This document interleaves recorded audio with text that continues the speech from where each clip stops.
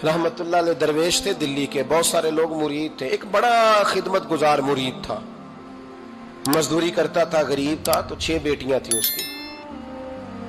हजरत साहब के पास रोज आके कहता, हुजूर बच्चियों के लिए दुआ करें, अल्लाह कोई असबाब पैदा कर दे। एक बच्ची की शादी का खर्चा 1000 दिनार है और मैं गरीब हूं। हजरत साहब दुआ कर देते।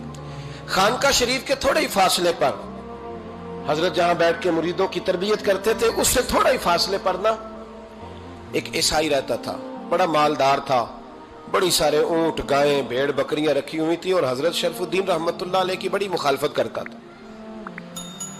और ये जो आपका गरीब मुरीद था, ये उसका पड़ोसी था। एक दिन बुला के ना उनको कहने लगा कि तू किधर जाके जो है वो टकरे मार रहा है, वहां से कुछ नहीं मिलने वाला।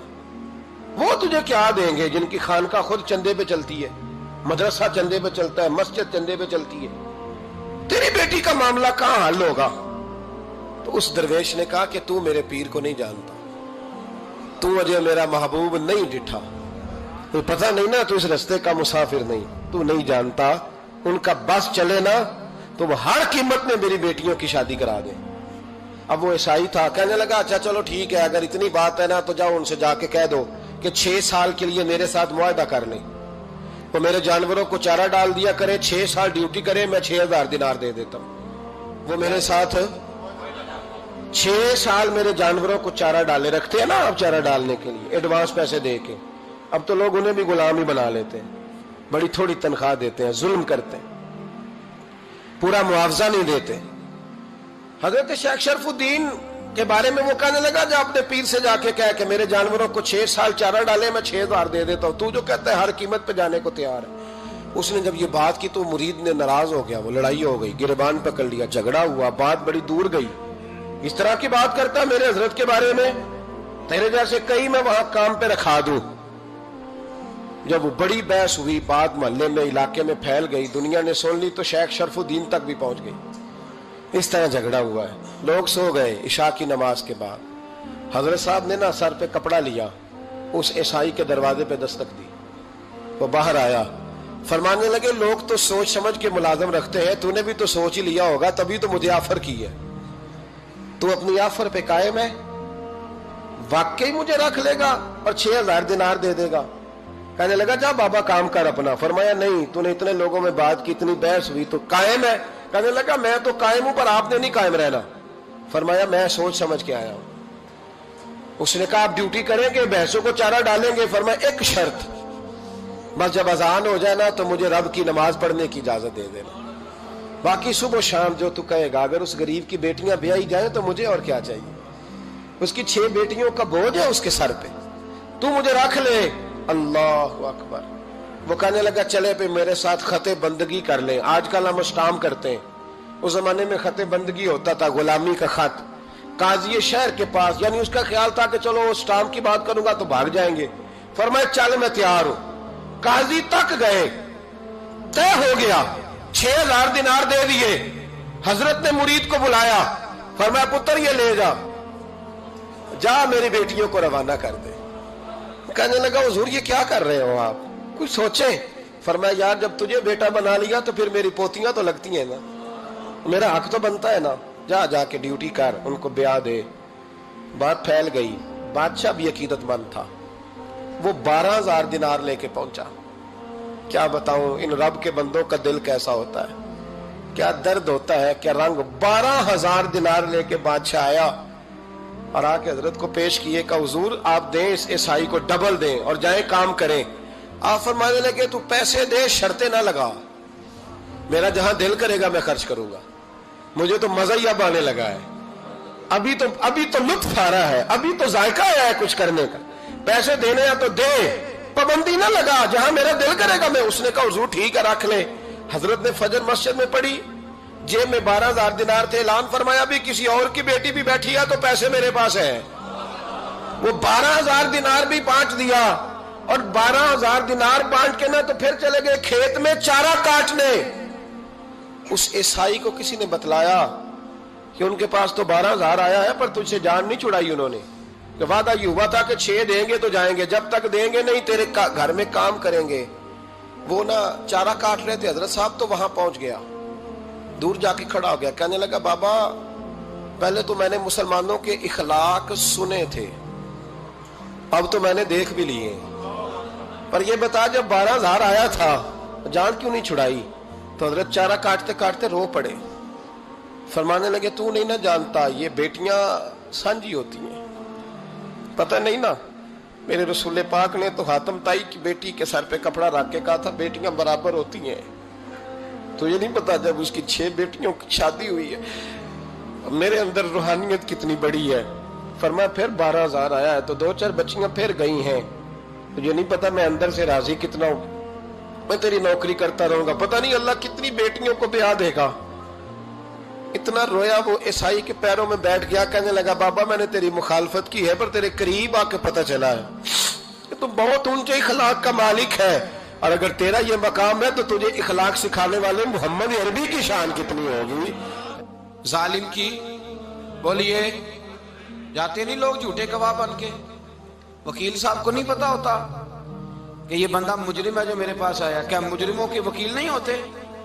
بولے تو اس کو پتہ نہیں ہوتا وکیل صاحب کو کہ یہ صاحب مجرم ہے، میرے پاس مقدمہ لے کے آئے، اور اگر بے ادبی نہ ہو جائے تو میرا خیال ہے قاضی عدالت کو بھی پتا ہوتا ہے کہ مجرم کون ہے اور مظلوم۔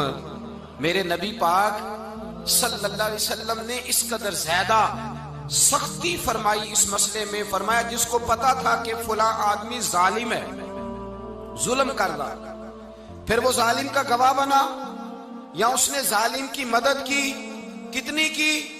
شارحین لکھتے ہیں چاہے اس نے ایک جملہ بول کے کی، چاہے ایک، سارے بولیے، چاہے ایک غریب کو اس نے ظلم کیا تو کہتے ہیں علاج یہ سی، چاہے ایک جملہ بول کے کی، شارحین اس حدیث کی شرح میں لکھتے ہیں ایک جملہ بول کے چاہے مدد کی، جس بندے نے کسی ظالم کی مدد کی کسی مقدمے میں یا کسی صورت میں اور اسے پتا تھا یہ ظالم ہے، میرے نبی پاک صلی اللہ تعالی علیہ وسلم فرماتے ہیں اگر اس نے مدد کی، ابھی ظالم کی بات نہیں ہو رہی، ظالم کے مددگار کی بات ہو رہی، اگر کسی نے ظالم کی مدد کی تو حضور فرماتے ہیں خدا بھی اس سے بری و ذمہ ہے، رسول بھی اس سے بری و ذمہ ہے۔ سنبھال کے رکھے اپنی نمازیں، قربانیاں، حج، زکوٰۃ سنبھال کے رکھے۔ اگر ظالموں کا مددگار ہے، الیکشن آ لینے دے، آپ کو نظر آ جائے گا کون کون ظالموں کا مددگار ہے، نظر آ جائے گا۔ اپنی جیب سے لوگ پیسے دے کے ظالموں کی مدد کریں گے، ان کے فلیکس چھپوائیں گے، بورڈ لگوائیں گے، جیبوں سے پیسے دے کے۔ ہم نے خود آگ لگائی ہے چمن میں اپنے، بے سبب گردشی ایام کو الزام نہ دو، ہم نے خود نور کا ظلمت سے کیا ہے سودا، کر کے توہین سحر شام کو الزام نہ دو۔ ظالموں کے مددگار میدان میں آ گئے، یہ چھوٹا لفظ نہیں، میرے حبیب پاک صلی اللہ علیہ وسلم نے فرمایا جو ظالم کا مددگار ہے سن لے جو سجن کے ساتھ کچہری جاتا ہے، وہ یاد رکھے جو دوست کا گواہ بنتا ہے، وہ یاد رکھے جو کہتا ہے میں مانگی گیا تھا، مجھے بلایا گیا تھا قبضہ چھڑانے کے لیے کسی غریب بیوہ کی جائیداد پہ، وہ سن لے تو مدد کر کے نہیں آیا، تو خدا کے ذمے سے نکل گیا ہے۔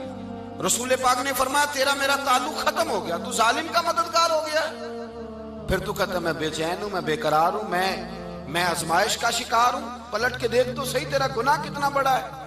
میرے نبی پاک صلی اللہ علیہ وسلم کا ایک اور فرمان سن لیں، ابن ماجہ ابو داؤد میں موجود ہے، اس حدیث کو آپ نے یاد کر لینا ہے، کر لیں گے انشاءاللہ، سارے کہیے انشاءاللہ، کر لیں گے یاد۔ حضور صلی اللہ علیہ وسلم نے فرمایا اگر تو ظالم کی مدد کرے گا نا، یہ لفظ دل کی تختی پہ لکھ لینا، یہ مکافات عمل ہے، مکافات عمل دنیا، ادھر کرو گے تو ادھر بھرو گے۔ فرمایا اگر تو کسی ظالم کی مدد کرے گا، سن لے حضور کا فرمان ہے، اگر تو ابن ماجہ ابو داؤد سیاہ میں موجود ہے، فرمایا اگر تو کسی ظالم کی مدد کرے گا تو رب تعالیٰ مرنے سے پہلے تیرے اوپر بھی ظالم کو مسلط کر دے گا، تیرے اوپر بھی ایک دفعہ ظلم ضرور ہوگا اگر تو ظالم کی، وہ کسی صورت میں بھی ہو سکتا ہے، کسی صورت میں بھی تیرا بیٹا ہی اٹھ کے ظلم کر دے گا، تو الجھ جائے گا، کسی نہ کسی جگہ تیرے لیے تباہی کا سامان ہوگا، تیرے اوپر ظلم ہوگا، اس لیے کہ تو ظالموں کا مددگار ہے۔ چاہیے یہ تھا کہ تو مظلوم کی مدد کرتا، انسانی ایمانی یقین کا فریضہ سر انجام دیتا، تو ظالموں کا مددگار ہو گیا۔ ٹٹول کے دیکھ لیں، رزلٹ نکال کے دیکھ لیں، ہمارے زمانے میں ظالموں کے مددگار زیادہ ہیں، اتنی لمبی زبانیں نکال کے ظالموں کی مدد کرتے ہیں، بڑے بڑے کالم نویس اللہ نے انہیں قدرت دی لکھنے کی، تو اپنا قلم ظالموں کی مدد میں خرچ کرتے ہیں۔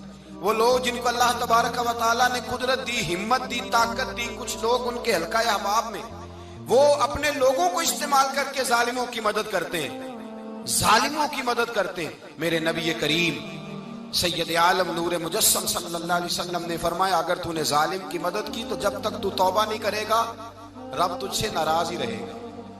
اللہ تجھ سے، او بھائی جس سے رب بھی ناراض ہو گیا، نہ کھانا نہ پینا نہ سونا نہ جاگنا نہ نیند، پھر تیری ہر چیز تیرے لیے آزمائش ہو جائے گی، پھر تیرا سایہ بھی تیرے لیے خوف کا سامان بنے گا، پھر زندگی جیتی جاگتی لاش بن جائے گی، تو اپنے کندھوں پر اپنی میت اٹھائے پھرے گا جب تو ظالم کا مددگار ہوگا۔ اور نبی پاک صلی اللہ علیہ وسلم نے فرمایا ظالموں کا مددگار بھی ظالم ہوتا ہے، ظالموں کا مددگار بھی، سارے بولے ظالموں کا مددگار بھی نہیں، کو نہیں، آپ سارے نہیں بولے، ایک دفعہ بولے ظالموں کا مددگار بھی، پکی بات ہے، ظالموں کا مددگار بھی۔ اللہ اکبر، جس کا یارانہ ہو، جس کا دوستانہ ہو، جو کہے میں نے نا اس کو اوکھے ویلے کے لیے ظالم کو یاد رکھا ہوا ہے۔ کبھی مشکل میں رکھے نہیں ہوئے لوگوں نے ظالم دوست، کہتے میں نے رکھے ہوئے ہیں، بلکہ ہمارے دیہات میں تو کہتے ہیں میں نے بازو بنائے ہوئے ہیں۔ کس کو بازو بنا لیا؟ ظالم بھی کبھی بازو ہوتا ہے، جو ظلم کی تلوار لیے میدان میں کھڑا ہے۔ قارون، حامان، فرعون، نمرود کا حال نہیں لوگوں نے دیکھا؟ اپنے زمانے میں آپ نے کتنے لوگ نہیں دیکھے جن کے سائے سے، آواز سے لوگ کانپتے تھے؟ پھر پولیس کی گاڑیوں میں وہ اس طرح مردہ پڑے کہ دنیا نے تماشا دیکھا ان کا۔ یہ رنگ ہم نے دیکھے نہیں اپنے آنکھوں سے۔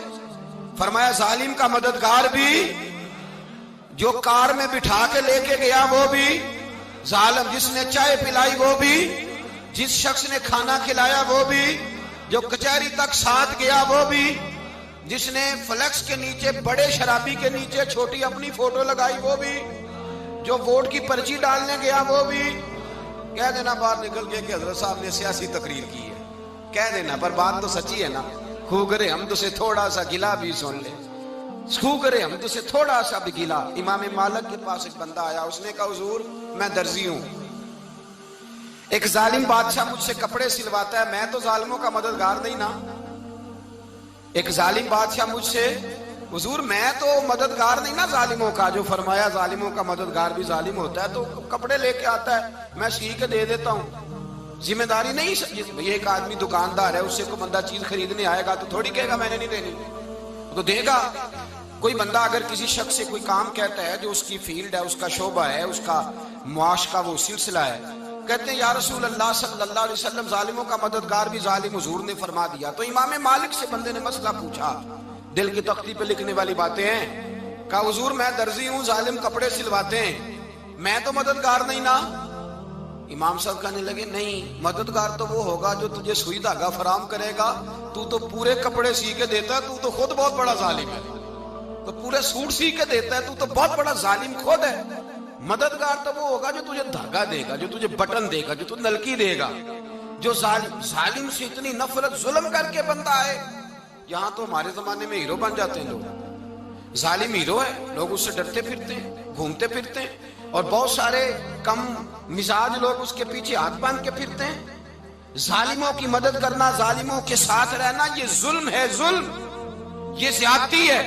میرے نبی پاک صلی اللہ تعالی علیہ وآلہ وسلم نے ارشاد فرمایا، یاد رکھو رب فرماتا ہے میں مظلوم کی مدد ضرور کروں گا، چاہے جلدی کروں چاہے دیر سے کروں، میں مظلوم کی مدد۔ اور حضور صلی اللہ علیہ وسلم نے فرمایا ہے، حضرت معاذ بن جبل کہتے ہیں حضور نے مجھے یمن کا گورنر بنایا، جب میں جانے لگا نا تو حضور نے بڑی نصیحتیں کی، بخاری میں موجود ہے، فرماتے ہیں جب میں پلٹنے لگا تو میرے رسول نے فرمایا معاذ ایک منٹ ٹھہر جا، ایک بات میری یاد رکھنا، اس کو نہ بھولنا۔ کہا حضور کیا؟ فرمایا دیکھنا کسی پہ ظلم نہ کر بیٹھنا، کہیں تجھ سے زیادتی نہ ہو جائے۔ محبوبہ پھر حضور نے فرمایا سن میرے معاذ، میں تجھے گورنر بنا رہا ہوں، زیادتی نہ کر بیٹھنا۔ یا رسول اللہ صلی اللہ علیہ وسلم کیا ہوتا ہے؟ تو میرے کریم نے فرمایا جب مظلوم دعا کے لیے ہاتھ اٹھاتا ہے تو عرش کا مالک کہتا ہے فرشتوں پیچھے ہٹ جاؤ، عرش کا مالک کہتا ہے فرشتوں پیچھے ہٹ جاؤ۔